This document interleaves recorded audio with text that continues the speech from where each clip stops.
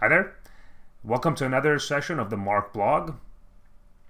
I had left you guys last week telling you that I was planning on going over to Dreamforce with some potential guerrilla tactics about how I would drum up some new business. And I promised to come back to you this week to tell you a little bit about it and maybe even follow up in the coming weeks as to the additional results that I'm getting from those leads.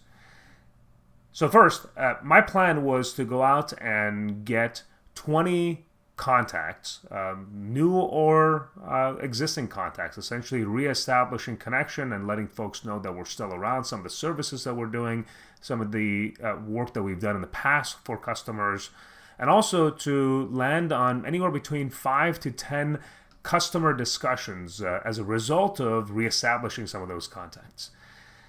So what were the results? I was able to land 10 of those 20 that I had planned. And I was able to get 0 of the customer contacts. So 50% hit rate on at least making the contacts, 0% on customer meetings. Overall, I think I had set the goals improperly in the sense that when I look at it, I realize that having gone over there around noon and originally planning on being there and working, networking until 10, 11, 12, 1, 2 in the morning, was probably not the best idea.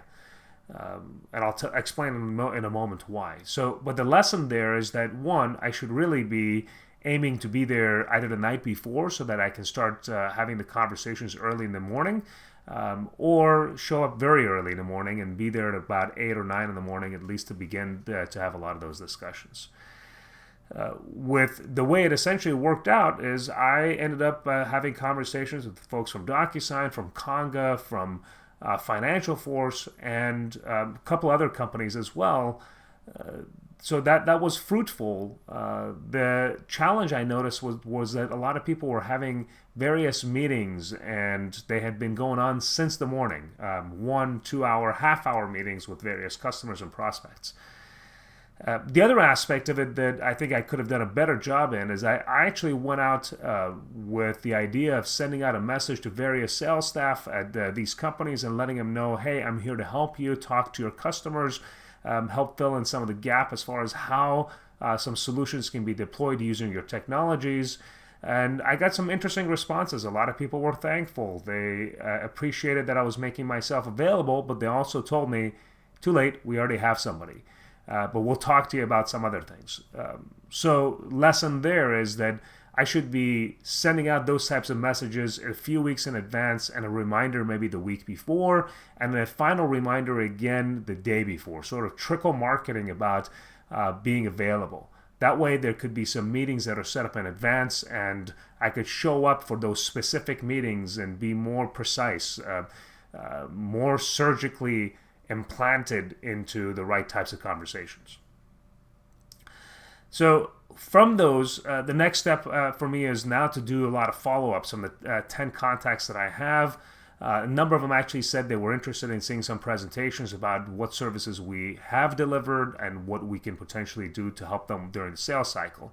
So follow-ups are key, and the goal here is to get another 20 or 30% of these folks to start working with us so that we can get additional leads from engagements that they have with their customers. In other words, getting us into the conversations with their customers on a regular basis. So 20 or 30% of these working with us in the future, and each one of those potentially leading to multiple customer project leads in the coming months. So I'll keep you guys abreast. My expectation is some of these will come to fruition over the next 3 to 6 months, because that's a typical lifetime that it takes for us to continue to establish these relationships and have the various conversations with their customers to get some sort of gig. So stay tuned.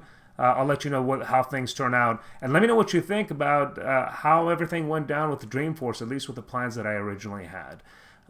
If you have some thoughts about how it could have been done better as well, I'd love to hear about them. Thanks for watching. Talk to you guys later.